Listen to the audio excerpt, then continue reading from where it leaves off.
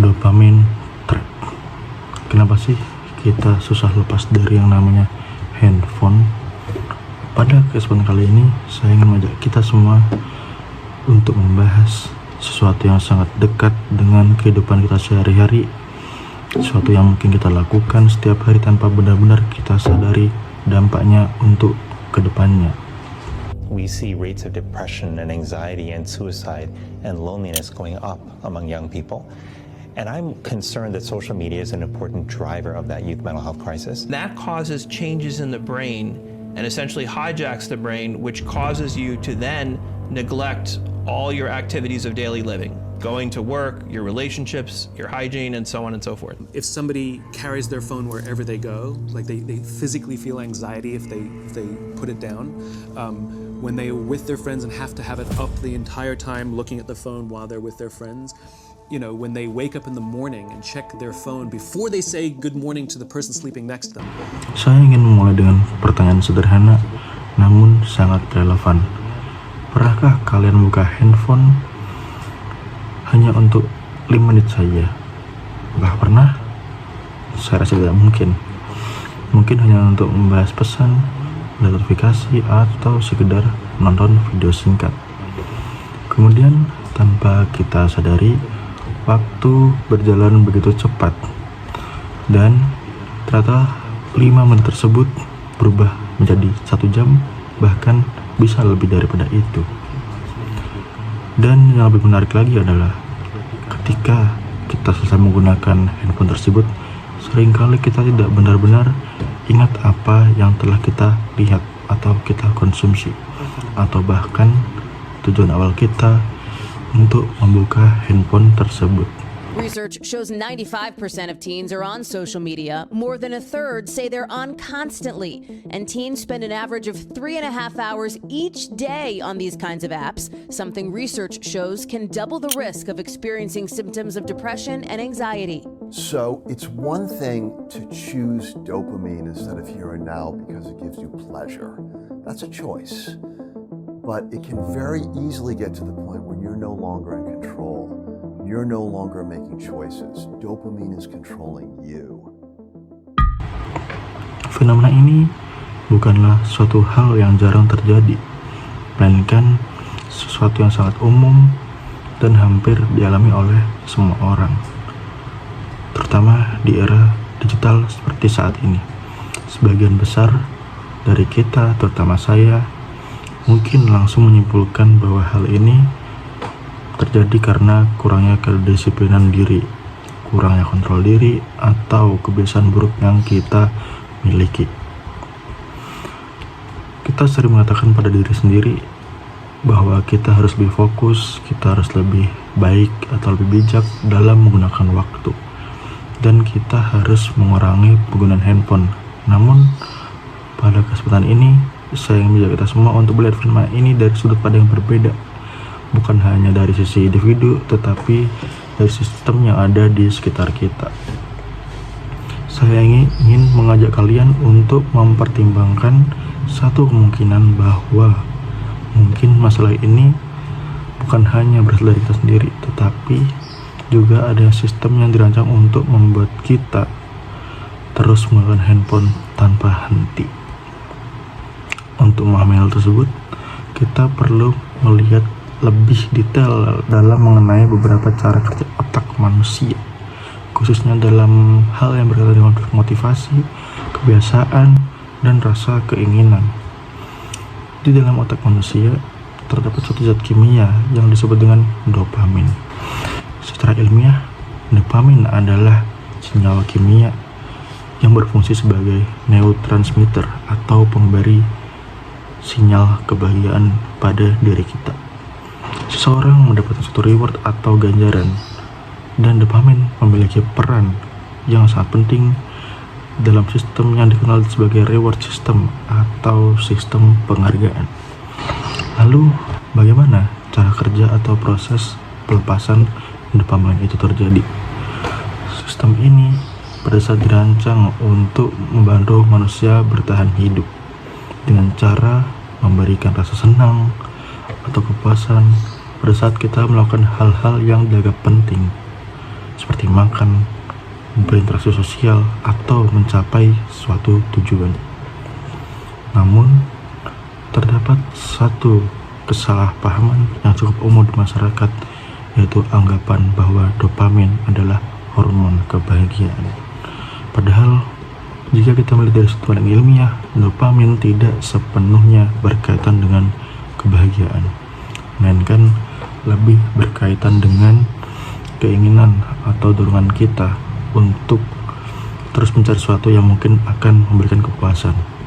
Hal ini menjelaskan bahwa kita sering terasa terdorong untuk membuka handphone, padahal kita tidak benar-benar membutuhkannya. Dopamin bekerja paling kuat ketika kita sudah mendapatkan yang kita inginkan. Justru pada saat kita sedang mengantisipasi sesuatu yang mungkin akan menyenangkan. Sebagai contoh, ketika kita mendengar suara atau notifikasi dari ikon layar, dan kita langsung merasa penasaran dan terdorong untuk membukanya, meskipun kita belum tahu apa isi notifikasi tersebut. Rasa penasaran tersebut merupakan hasil dari aktivitas dopamin di dalam otak kita. Semakin sering kita merespon stimulus ini seperti ini, semakin kuat juga pola tersebut tertanam di otak kita, dan semakin sulit bagi kita untuk menghindarinya. Setelah itu, bagaimana proses dopamin? Kita dapat melihat bagaimana teknologi, khususnya aplikasi media sosial, untuk memanfaatkan mekanisme ini. Setelah memahami bagaimana dopamin bekerja, kita dapat mulai melihat bagaimana teknologi, khususnya aplikasi media sosial, untuk memanfaatkan mekanisme ini. Aplikasi yang kita gunakan seharusnya tidak dibuat untuk secara sembarangan, melainkan dirancang untuk mempertimbangkan perilaku manusia secara mendalam.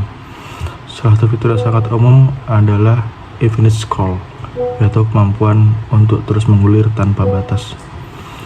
Tidak hanya berakhir untuk mendorong kita terus mencari konten berikutnya, karena otak kita tidak mendapat sinyal untuk berhenti.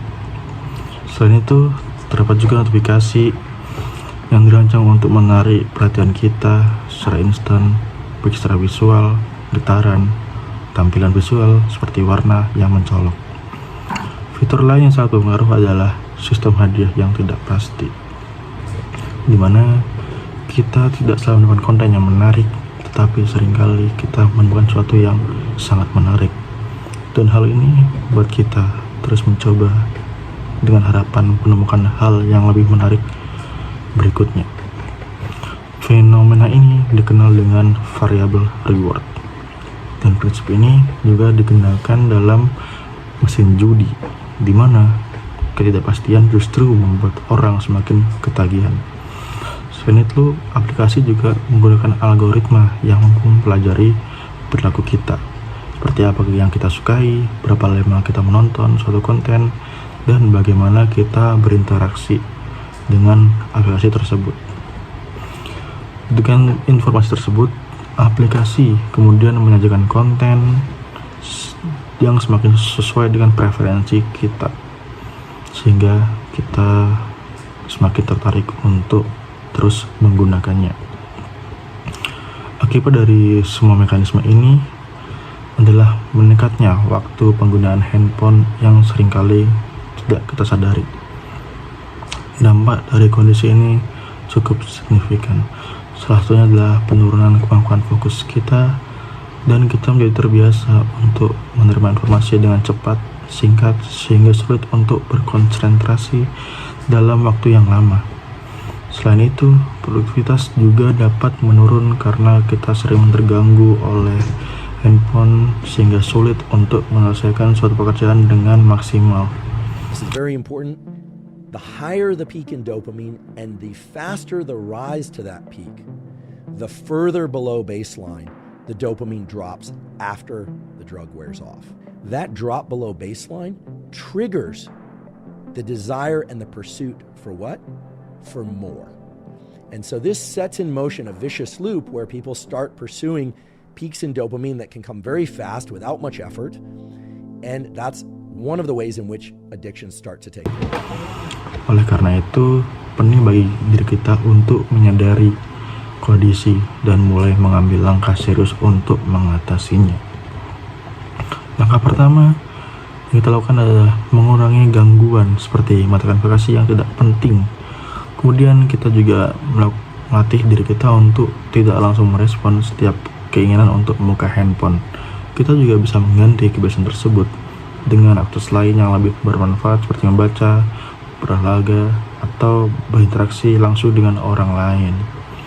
Selain itu, penting juga bagi kita untuk menetapkan batasan waktu dalam penggunaan handphone sehingga kita dapat mengontrol kapan dan berapa lama kita menggunakannya. Pada akhirnya, yang paling penting adalah kesadaran diri sendiri yang memiliki kendali perhatian kita sendiri. Kita hidup di era bagaimana perhatian menjadi sesuatu yang sangat berharga dan banyak pihak yang berusaha untuk mendapatkannya. Oleh karena itu, kita perlu memastikan bahwa perhatian ini digunakan untuk hal-hal yang benar-benar penting dan bermanfaat.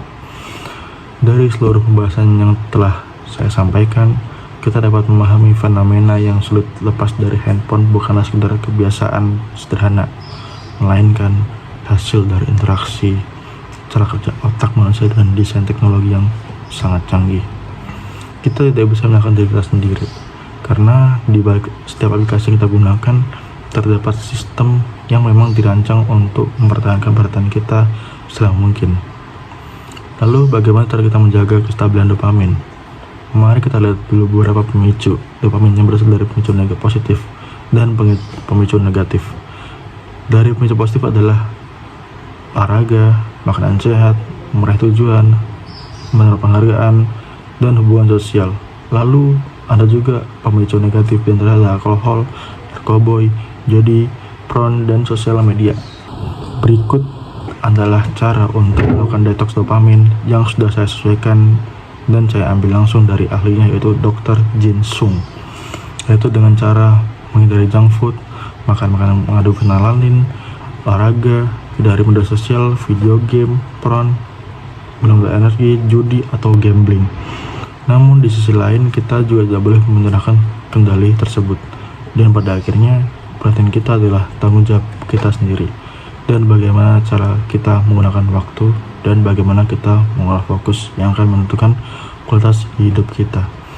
Namun saya ingin menutup dengan sebuah pernyataan reflektif yang sederhana namun sangat berarti. Mulai hari ini, setiap kalian buka handphone, coba tanyakan pada diri kalian sendiri, apakah saya mengontrol handphone ini atau handphone yang mengontrol hidup saya? Karena jawaban dari pertanyaan tersebut akan sangat menentukan bagaimana cara kita menggunakan waktu kita, bagaimana cara kita menentukan hidup kita, dan bagaimana cara kita untuk mencapai tujuan kita. Sekian yang dapat saya sampaikan, semoga materi tersebut bisa berguna bagi kita semua, dan semoga hal tersebut tidak terus berlarut-larut untuk kita lakukan. Sekian, terima kasih.